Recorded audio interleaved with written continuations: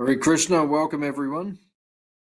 Good to see you all. Tonight, we're continuing with our study of Bhagavad Gita as it is by His Divine Grace, A.C. Bhaktivedanta Swami Srila Prabhupada. Tonight, we will continue from text 17 of chapter 8.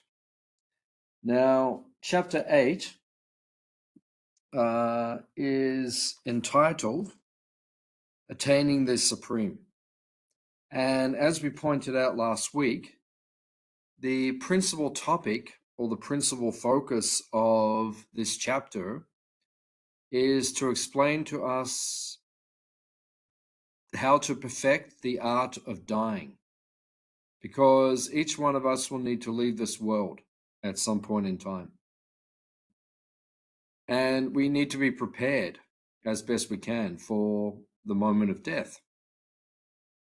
So to prepare ourselves properly for the art of dying, Krishna has spoken the Bhagavad Gita, and in particular the 8th chapter deals with this subject matter of how to die, how to fix the consciousness at the time of death.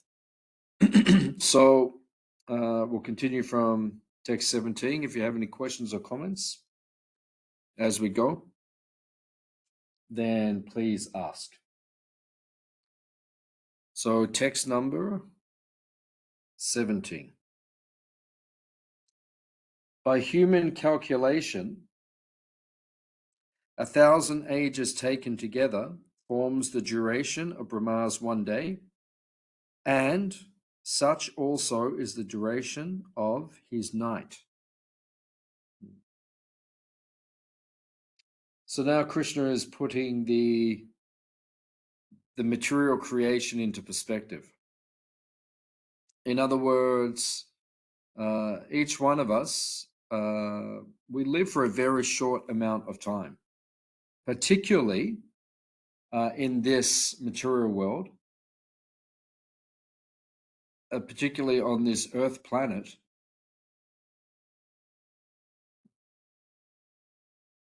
The Earth planet is known as Marcha Loka or Mrityu Loka, which means the planet of death.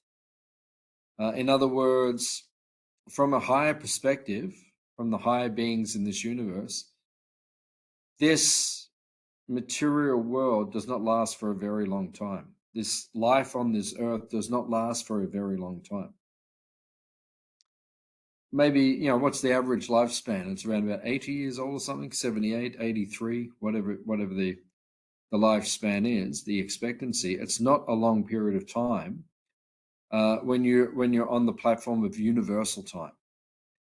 In other words, we don't live for very long in this material world. So because we don't live for very long, Krishna is putting it into perspective for us to contemplate this fact, so that we will understand from a realistic point of view that we don't have long to live in this world, so that we can make the best use of our human form of life. Srila Prabhupada says in the purport, the duration of the material universe is limited. In the causal ocean, there are innumerable Brahmas rising and disappearing like bubbles. Brahma and his creation are all part of the material universe and are in constant flux. So, in this material world,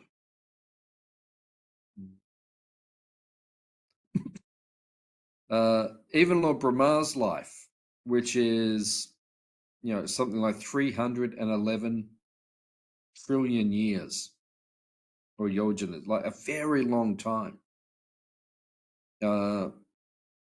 Even that is insignificant in universal time.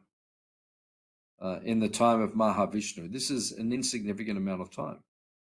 So we become bewildered and attached, and we think that we can live in this world perpetually, but it's just a very short amount of time.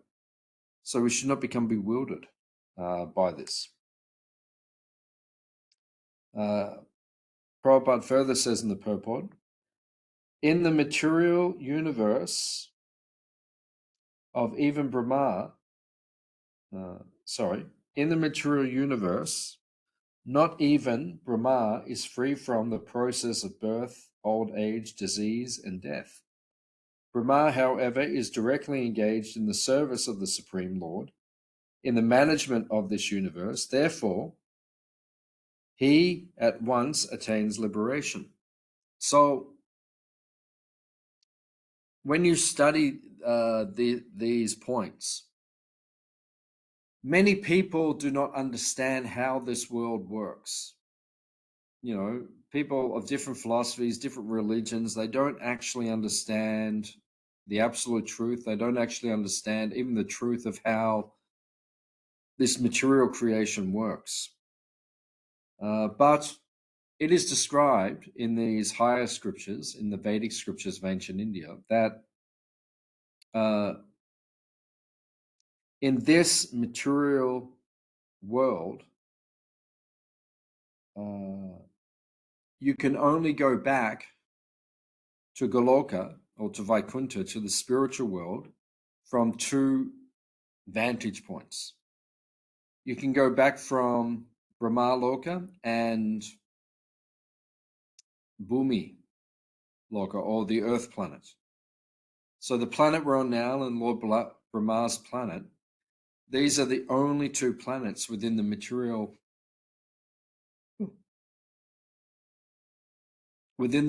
creation that you can enter back into the spiritual sky from.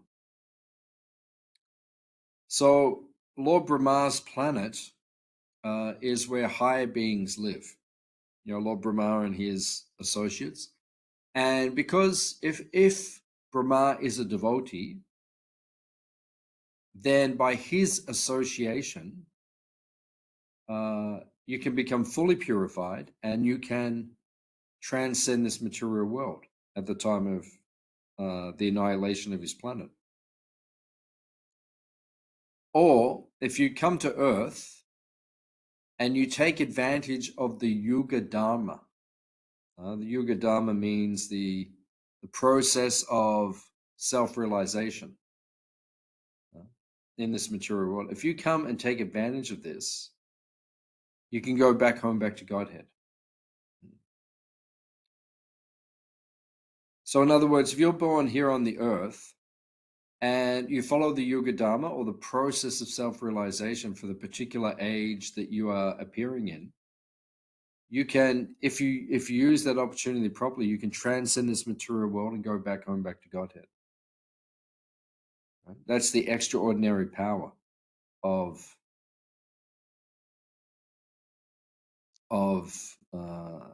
being born on this earth planet at the right time. Now, in particular, we're in the Kali Yuga, and the Sankirtan Yajna is considered to be the most efficient, the easiest way to become perfect in this material world. You can go back to Godhead just by practicing Sankirtan. So it's such a powerful process. Therefore, Kali Yuga is said to be the most auspicious of the ages. We would think otherwise. We would think the Kali Yuga is the most inauspicious age, but actually it is the most auspicious, because by taking advantage of the Yuga Dharma, Harinam Sankirtan, by chanting the holy names of Krishna, you can perfect your life and go back home, back to Godhead. So that is the potency of this this opportunity that we're given. Then it says, elevated sannyasis are promoted to Brahma's planet, which survives all the heavenly planets. So taking birth on Earth is a great fortune. Going to Brahma's planet takes a great deal of austerity. You have to perfectly practice Varnashram Dharma for 100 lifetimes to go to Brahma's planet. So it's a great process. It's a gradual process. Whereas you can take birth here on earth, you can transcend and go back to the spiritual world very quickly, which is a great fortune. So this is the process that we're following. And we're very fortunate we've been given an opportunity to follow this process, given by Sri Chaitanya Mahaprabhu, to perfect our lives and to go back home, back to Godhead, which is the goal of life. Okay. Text 18 and 19. At the beginning of Brahma's day, all living entities become manifest from the unmanifest state. And thereafter, when the night falls, they are merged into the unmanifested again. Again and again, when Brahma's day arrives, all living entities come into being. And with the arrival of Brahma's night, they are helplessly annihilated.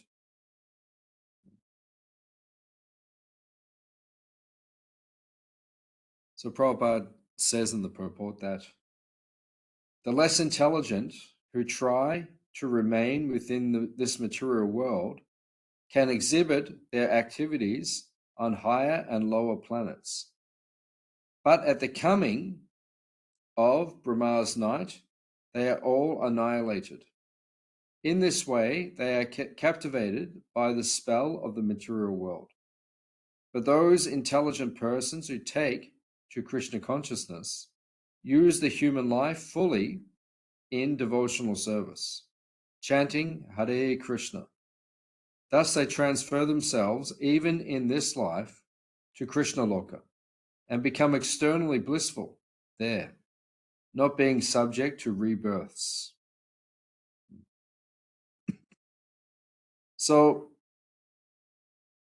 Brahma's day arrives again and again. It is the one day of Lord Brahma, just to put things in perspective.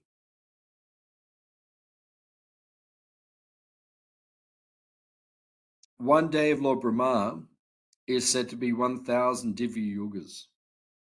A Divya Yuga means 4,300,000 years. It is the combined time of Kali Yuga, Dwapara Yuga, Treta Yuga, and Satya Yuga combined. When you combine them all together, that Divya Yuga, 4,300,000 years, that is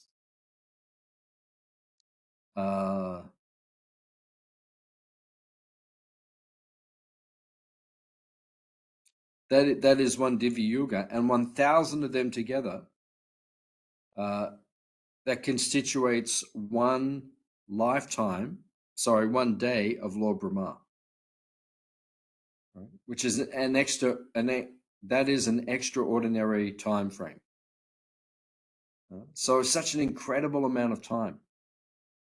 That is one day of Lord Brahma. And then Lord Brahma has 365 days in his year, and he lives for 100 years. So that is the length of the universe. Now, if you don't perfect your Krishna consciousness, if you don't become Krishna conscious through that time frame of a lifetime of Lord Brahma, which is such a huge amount of time, you have to take birth again in this material world. That's the extraordinary time frame. And then you have to take birth again within this material world. Right? But if you become Krishna conscious, if you perfect the human form of life, you can go back home, back to Godhead. Right? That is the potency, that is the power of this Sankirtan process, the Sankirtan movement. Right? So we are extraordinarily fortunate that if we take advantage of the Yuga Dharma and we become self-realized, we can go back to Godhead, even in this lifetime, which is extraordinary.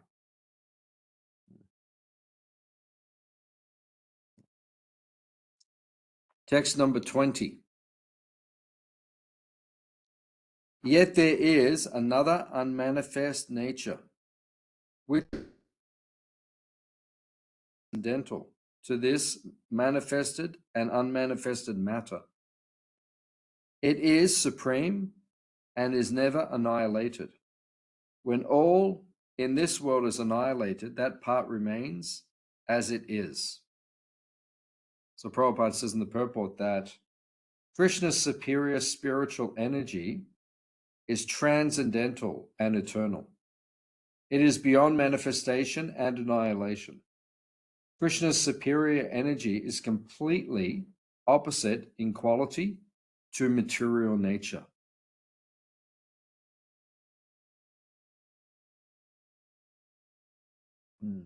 So Krishna is explaining the material world, which is temporary, and now he's explaining the spiritual world, the Paraprakriti, or the superior energy.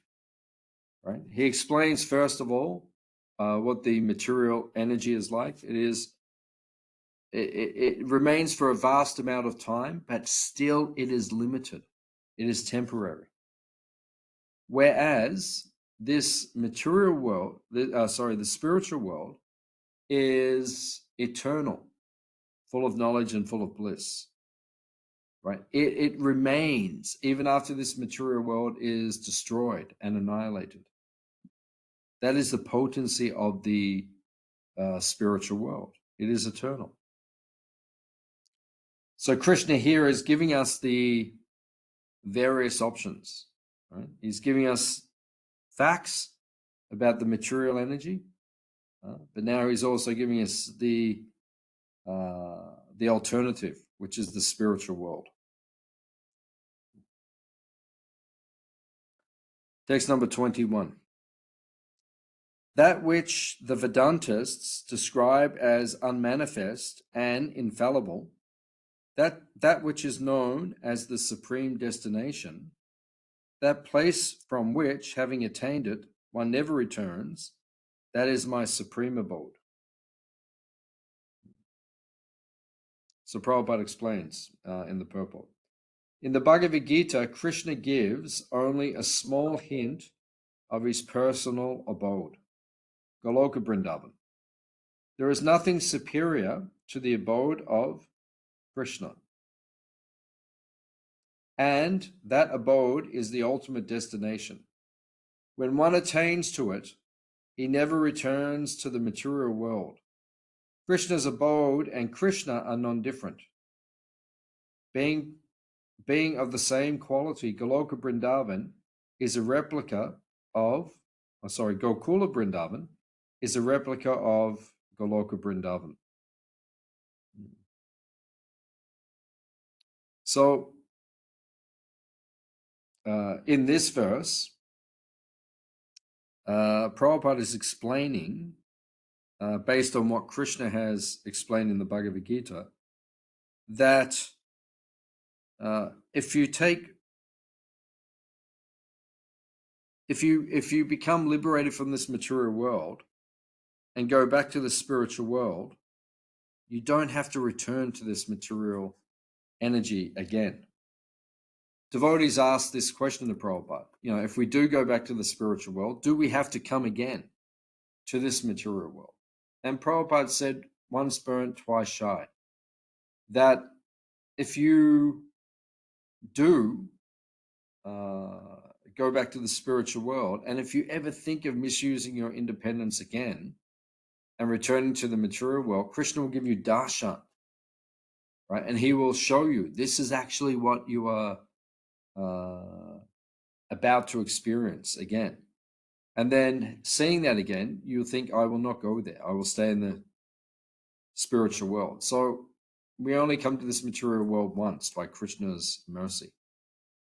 And once you return, then you lose your desire to return back to this material world again. So the spiritual world manifests in this world as Vrindavan Dham, or Mayapur Dham, or Jagannath Puri Dham, these holy places in this world. They are replicas of the spiritual world. You can feel when you go there the spiritual potency of these places, right? They are extraordinary. Now, these places They are extraordinary. And for one who has pure vision, like Gopal Kumar, the famous story in the Brihad Bhagavatamrita, we hear of Gopal Kumar. Gopal Kumar, he was able to have darshan of Gokula Vrindavan, of the Vrindavan in this world, which Krishna had manifest. And then he was able to travel by his devotional potency to Goloka Vrindavan, to the spiritual world. And when he got there to the spiritual world, to Goloka Vrindavan, he said in the Brihad Bhagavatamrita, he saw there was very little difference between the two dhams. In other words, if you have pure vision, you'll see both are practically the same. So we are fortunate because our goal is to go to Goloka Vrindavan, to the spiritual world. And Krishna, out of his kindness, he brings the spiritual world to us in this material world as Gokula Vrindavan, right, which is a replica of the spiritual world. And by visiting these places on a regular basis, one becomes purified and develops his love for Krishna very quickly.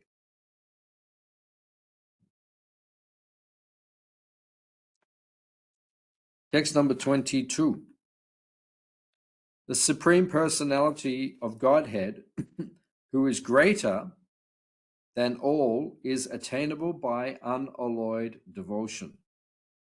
Although he is present in his abode, he is all-pervading, and everything is situated within him.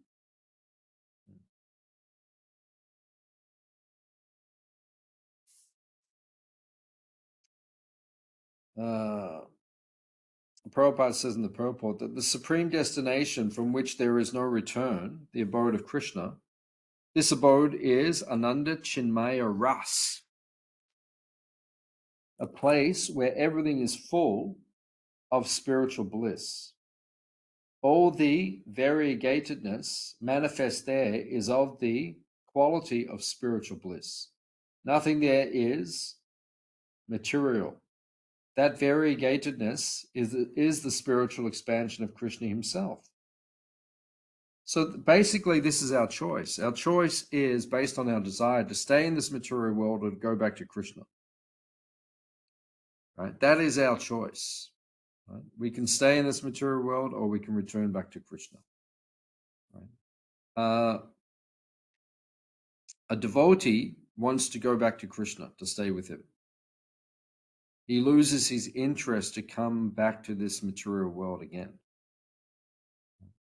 So this is the choice that every devotee has. Now, what is the difference between the material world and the spiritual world? The material world is asat. The spiritual world is sat. Sat means eternal. Material world is temporary. The spiritual world is chit. The material world is achit. One is conscious, the other one is inert, unconscious. And the spiritual world is Ananda, the material world is Nirananda. Nirananda means it is Nirananda means it is full of suffering, the opposite of bliss. And the spiritual world is full of bliss. So the choice is ours. By studying the Bhagavad Gita, if we can fix our consciousness, we can fix on returning to the spiritual world once again, if we remember Krishna at the time of death. Prabhupada then says in the purport that to enter Krishna's abode is possible only by bhakti, as indicated by bhaktya. In that abode, Krishna is the supreme merciful deity. And although situated there, he has expanded himself into millions and millions of plenary portions. So, the only way to realize Krishna is through bhakti, the practice of devotional service. And in order to accept our bhakti or our devotion, Krishna accepts all of our devotion through the process of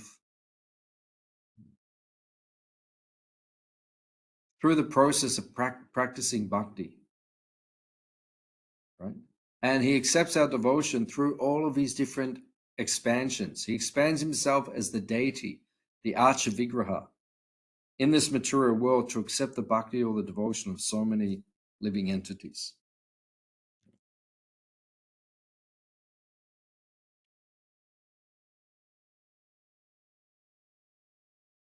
Prabhupada then says in the purport that although Krishna is always in Goloka Vrindavan, he is all-pervading, so that everything is going on nicely. His energies are so expansive that they systematically conduct everything without a flaw, although he is far away.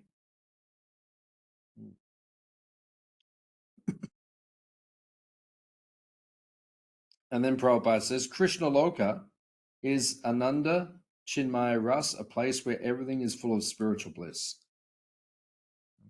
So Krishna in this Bhagavad Gita, he is giving us the basic choice.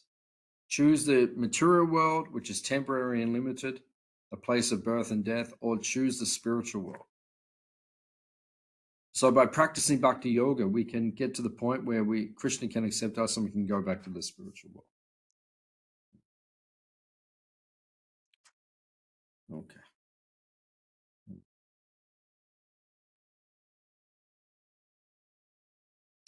O best of the Bharatas, I shall now explain to you the different times at which, passing from this world, the yogi does or does not come back.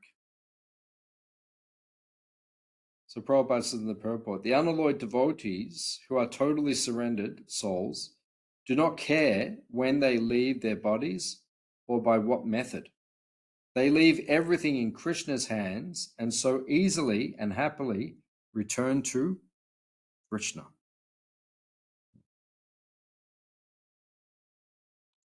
So that is the process that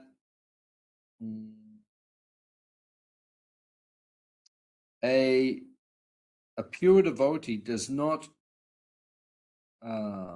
focus on a particular time or place to necessarily leave this world from.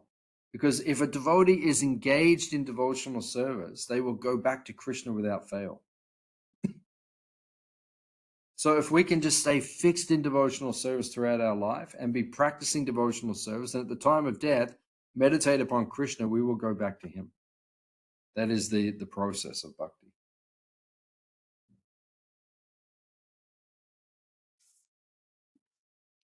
Text 24. Those who know the Supreme Brahman attain that Supreme by passing away from the world during the influence of the fiery god. In the light at an auspicious moment of the day, during the fortnight of the waxing moon, or during the 6 months when the sun travels to the north. So Prabhupada explains that for the pure devotee, there is no fear of returning to the cycle of birth and death, whether he leaves the body at an inauspicious or auspicious moment by accident or by arrangement.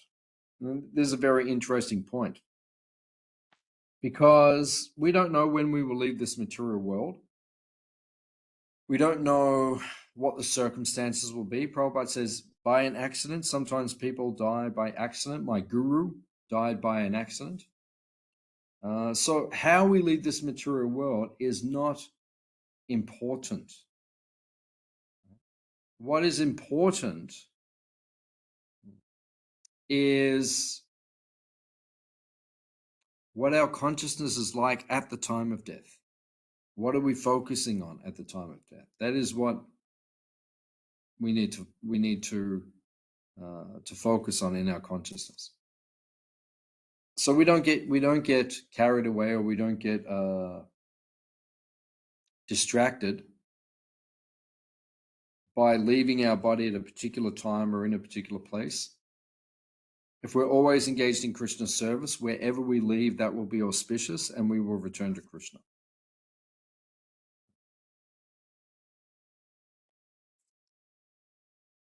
Text number 25. The mystic who passes away from this world during the smoke, the night, the fortnight of the waning moon, or the 6 months when the sun passes to the south, reaches the moon planet, but again comes back. Prabhupada explains, expert karmis attain the moon. They eventually return to earth. So this is not speaking about the devotees. The devotee has nothing to fear. A devotee will go back to Krishna. Whereas, regardless of what time and place he disappears. But the karmi, or one who still has material desires, he has to go back to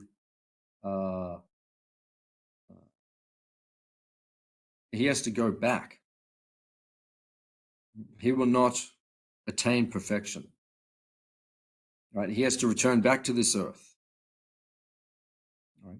If one is materialistic, he's practicing some spirituality or some regulation, some Vedic injunctions. But if he leaves at the wrong time, he just has to take birth again in this material world. So there is no safeguard to returning back to Krishna except through bhakti, as Krishna confirms again and again in the Bhagavad Gita. Text 26. According to Vedic opinion, there are 2 ways of passing from this world, one in light and one in darkness. When one passes in light, he does not come back. And when one passes in darkness, he returns. And Prabhupada says, karmis and jnanis from time immemorial are constantly going and coming. They do not attain ultimate salvation, for they do not surrender to Krishna.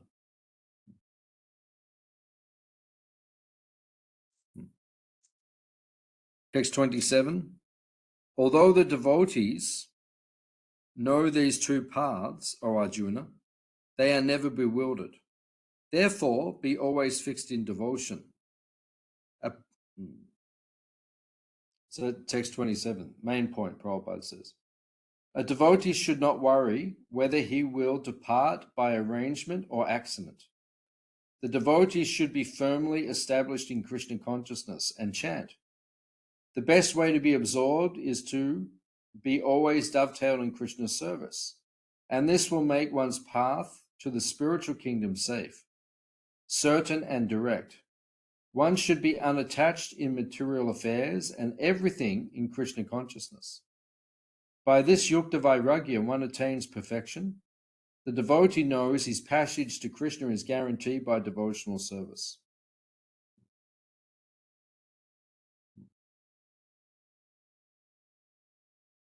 And the final verse for this chapter, a person who accepts the path of devotional service is not bereft of the results derived from studying the Vedas, performing austere sacrifices, giving charity, or pursuing philosophical and fruitive activities. Simply by performing devotional service, he attains all these. And at the end, he reaches the supreme, eternal abode. So then Prabhupada says,